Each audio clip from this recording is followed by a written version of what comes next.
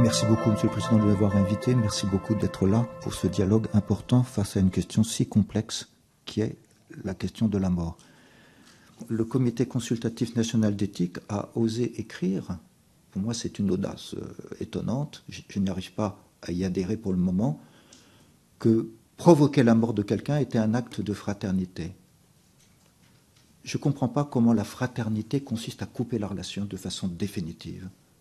Je ne comprends pas comment la fraternité n'est pas une poursuite de la vie fraternelle l'un avec l'autre dans l'entraide mutuelle parce qu'il y a une vulnérabilité.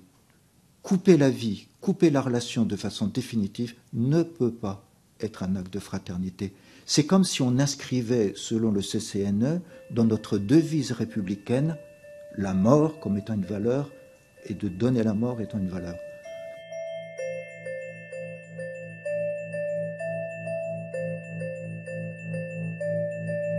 J'ai proposé qu'on regarde tout à la lumière de la fraternité.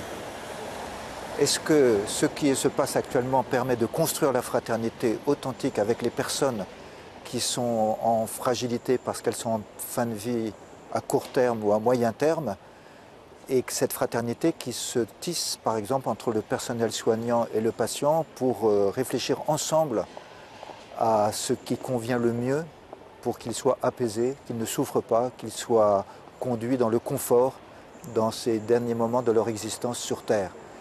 Et cette fraternité me semble être une clé fondamentale, comme je l'ai expliqué, pour comprendre comment on peut légiférer pour, s'il faut, améliorer la prise en charge des personnes en fin de vie à moyen terme et à court terme. J'espère que la mission d'évaluation auditionne beaucoup de personnes qui sont attelées aux soins des personnes en fin de vie à moyen terme ou à court terme. J'espère qu'ils vont sur le terrain pour se rendre compte de ce qui se passe. Car c'est sur le terrain que se passe la vérité des soins palliatifs. Et il me semble que cette mission d'évaluation serait tout à fait remarquable dans sa mission si elle permettait d'améliorer ce soin et non pas d'y introduire autre chose qui pénaliserait le soin palliatif, à savoir le droit de provoquer la mort de quelqu'un.